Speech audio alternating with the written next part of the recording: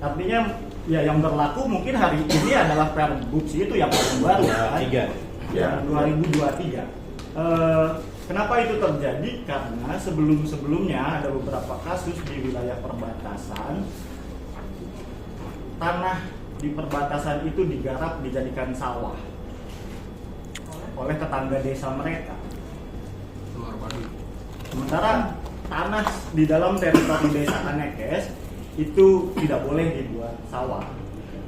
Masyarakat Baduy tidak pernah konfrontatif dengan masyarakat di sekitar mereka.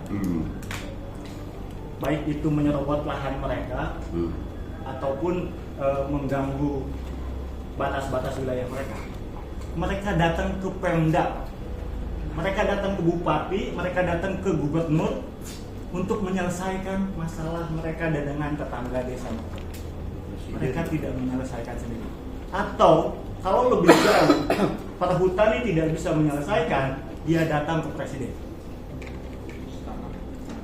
Orang Baduy selalu datang ke Soeharto, ke Soekarno mereka datang, ke Soeharto mereka datang, menemui ke Istana Negara dan jalan kaki.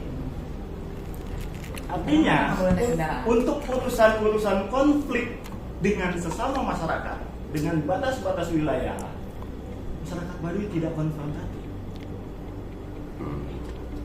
Wilayah kampung-kampung yang mereka akui sebagai warisan leluhur mereka, yang secara teritori kemudian berubah, berada di luar desa Kanekes, di desa Sobang, di desa Lewi Damar dan seterusnya. Karena kepala desa tidak punya yurisdiksi terhadap tanah itu. Tanah itu apa yang terjadi kemudian? Dijual sama kepala desanya. Karena kepala desanya tidak berkuasa atas tanah itu.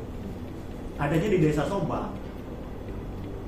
Tapi kampung itu bagi orang Baduy adalah kampung warisan leluhur mereka. Apa yang mereka lakukan? Kembali ke dalam desa. Mereka tidak bisa merebut tanah itu dan tidak juga mereka konfrontatif. Karena mereka sadar kepala desanya bukan kepala desa Kanekes, tapi kepala desa Sobang.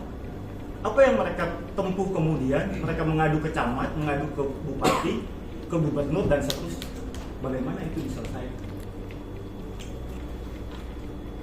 Itu terkait batas desa. Tahun 70-an, Kemensos programnya di semua wilayah Indonesia itu pemukiman kembali masyarakat terasing.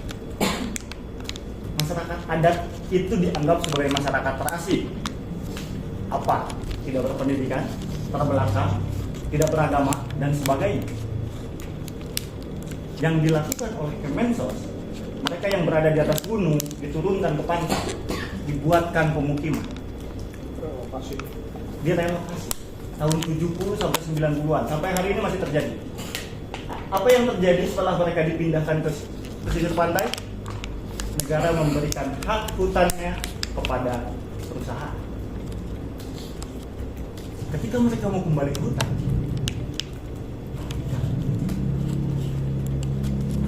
Baduy dipindahkan juga ke Gunung Tunggal. Sampai sekarang perkampungannya masih ada.